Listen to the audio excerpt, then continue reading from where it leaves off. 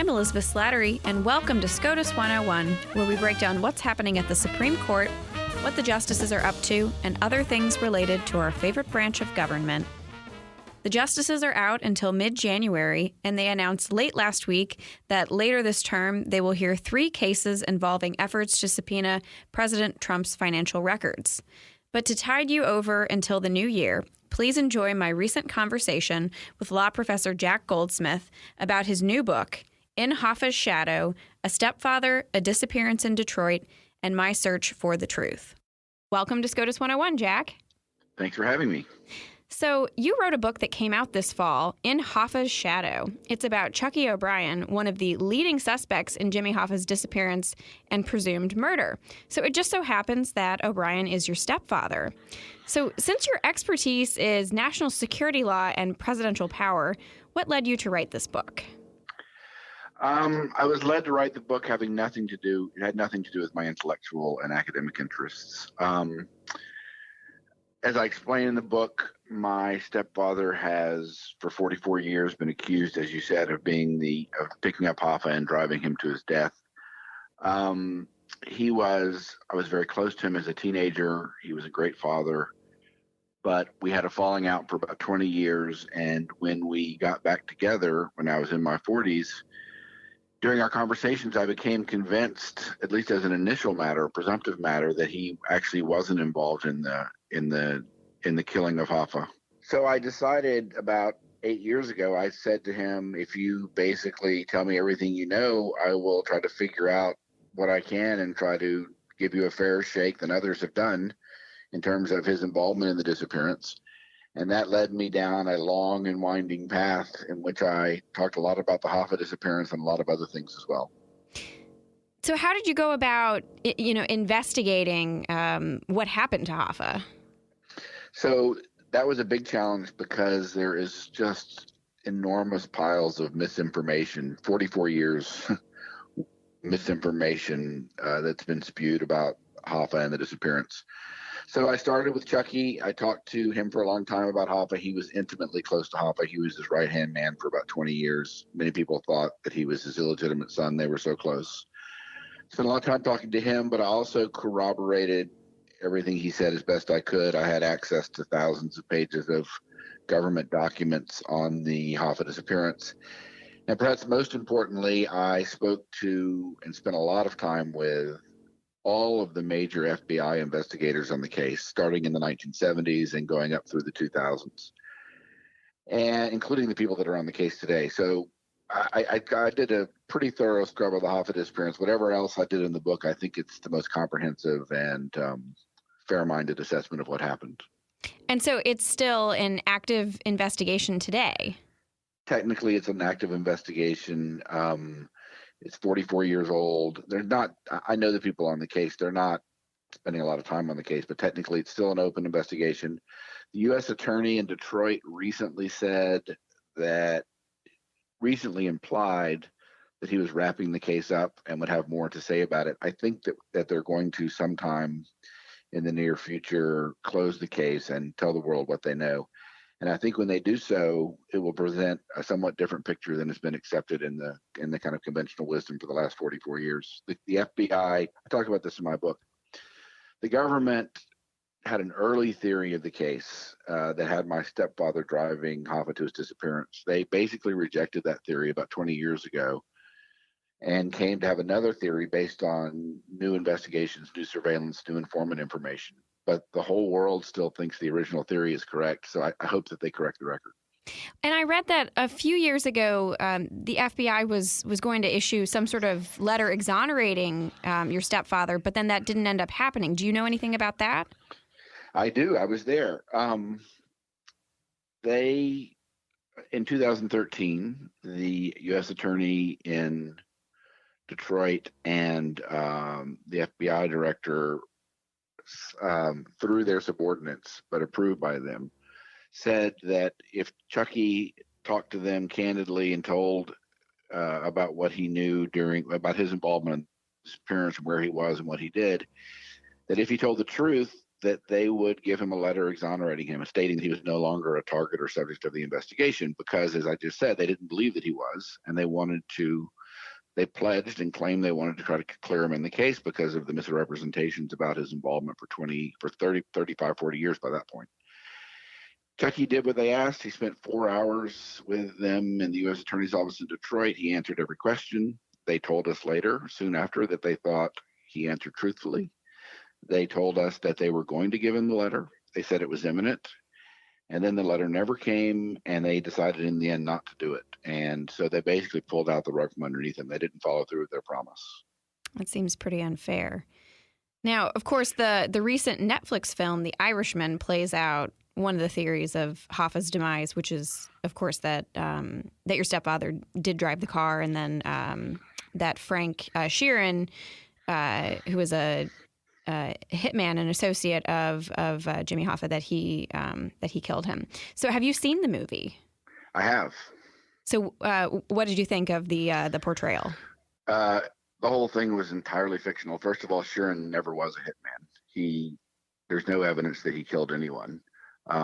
He was definitely a criminal, and he was involved in crimes, and he was involved in conspiring to commit murders. But he almost certainly never killed anyone. The whole Sheeran confession is a fiction, as I've explained in some other writings, not in my book. There's zero evidence that he was there. He himself said on surveillance tape early after the disappearance that he wasn't even in Detroit that day. He gave the FBI evidence to prove his innocence back then, which is why the FBI never took him seriously as a suspect. And then there are a whole bunch of things about Sheeran's confession that end up in the movie that are just implausible to the point of ridiculous, the way the murder was supposedly conducted and the like. So, I mean, as for the movie as art, I thought parts of it were great. I thought parts of it were not so great. I thought it was too long. Yeah, 3.5 hours is pretty long. but independent of its value as art, its value as history is close to zero. So what do you think happened to Hoffa? Is he under Giant Stadium? I don't think so. This is speculation. It's speculation based on a lot of research, talking to a lot of people, and knowledge of what the FBI currently thinks. And I can't assess their evidence, but I can tell you what they think. Basically, the conspiracy was, as everyone has thought for 44 years, the National Organized Crime Syndicate was worried that Hoffa was going to disclose their intimate ties to the Teamsters Union. He was threatening to do that. They gave him many chances to keep his mouth shut. He didn't. And so it was from very high up, probably the National Commission, he was ordered to be killed. But this idea that it was people from the East, either from New Jersey or Philadelphia, who came in to do it has been debunked inside the government. And they currently think that it was a local job by a local captain, or a local sort of mid-level guy named Vito Giacalone, and that the murder was actually committed by someone who's no longer alive, but who at the time was just a very low-level, practically new member in the Detroit outfit, and who rose to prominence thereafter. The bottom line is they think it was a local job. They think that the body was disposed of, or they don't know what the truth is. They have no idea what happened to the body. There's no evidence of it. They thought it was buried in a certain place in Detroit. It may have been destroyed or incinerated right after the disappearance. The truth is there's no evidence that I know of about what happened to Hoffa. Well, we'll tweet out a link to your book so listeners can check it out, In Hoffa's Shadow. So now turning to your career, you clerked for 3 different judges early on in your career. So let's start with the Iran U.S. Claims Tribunal. Can you tell me a little bit about that court and the judge that you clerked for? Sure. I clerked for George Aldrich, who was a well-regarded senior American diplomat for decades. He was one of 9 judges on the Iran U.S. Claims Tribunal. This is a tribunal set up after, as part of the release of the American hostages in Iran. Their release in 1981. And basically it was a part of a deal to resolve disputes between Americans and Iranians growing out of the Iranian Revolution, expropriation, breach of contract, things like that. So it was a novel international institution at the time. Believe it or not, it's still in business, even though it doesn't have much business.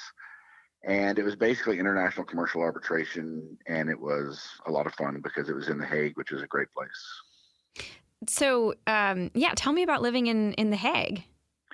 Well, I mean, I just come off of a Supreme Court clerkship where I had worked very, very hard for a year, and this job was not nearly as demanding. And part of the perks of having this job was I had quasi diplomatic status, which meant that all of the clerks purchased nice cars at a huge discount. So I basically spent a lot of time driving around Europe that year.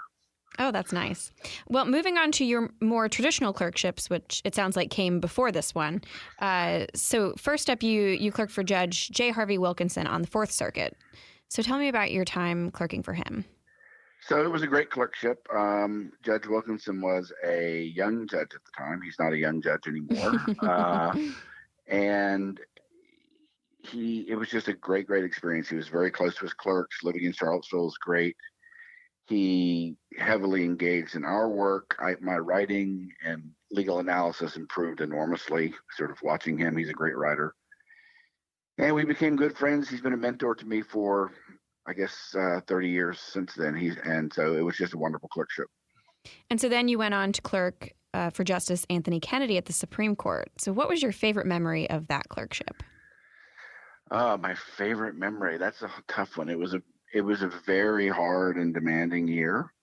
My favorite memory was it's a very special place, and it's a very special place to clerk. So I guess it's just that I had this office for a year that kind of looked out over the front facade of the Supreme Court over towards the Congress. And to be a young kid sitting in that building, looking across at the other branch of government and being involved with the 9 justices and 32 or 3 other really, really smart clerks on some hard cases. The whole thing was kind of a thrill. I can't think of any particular thrill that stands out. It was tough. It was a tough year, though. It was hard work. So much of your career has been in the academic world, but you served as the head of DOJ's Office of Legal Counsel during the height of the War on Terror. So that must have been a slow time, right? It definitely was not a slow time. It was a very, very difficult time. I was only there for 10 months. There were a lot of enormously difficult problems that I did my best to try to deal with. It was very challenging. So after your stint in government, you returned to the academy, where you've spent most of your career. So what's your favorite class to teach? My favorite class to teach right now is federal courts, which I've been teaching for only 3 years. I used to teach civil procedure, which is related, but federal courts is harder and more interesting. And the reason I like it is because it's just inherently a great course. It's very important stuff.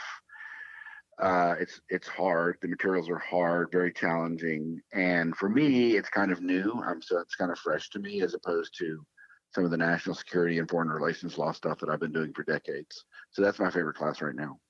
Now, a lot of our listeners are law students and young lawyers. So do you have any reading recommendations for them? Of course, aside from your books. You mean for entering law school or for just as they enter the practice of law? I think that there are so many great biographies of American legal history, Mike Klarman's books, so many great judicial biographies. My colleague Noah Feldman's book about the Supreme Court in the 50s, Ted White's book on Oliver Wendell Holmes. I think reading about important and outstanding jurists or learning about American legal history, whether it's on the public constitutional law side or on the private law side, I think that's what I would recommend. All right. Now, one final question, something that I ask all guests at SCOTUS 101. If you could have a conversation with any Supreme Court justice, living or dead, who would you pick and what would you talk about? That is a tough one, and I could give a million different answers. But I think what I really like to know is to have a conversation with Justice Scalia and to try to ask him when he died.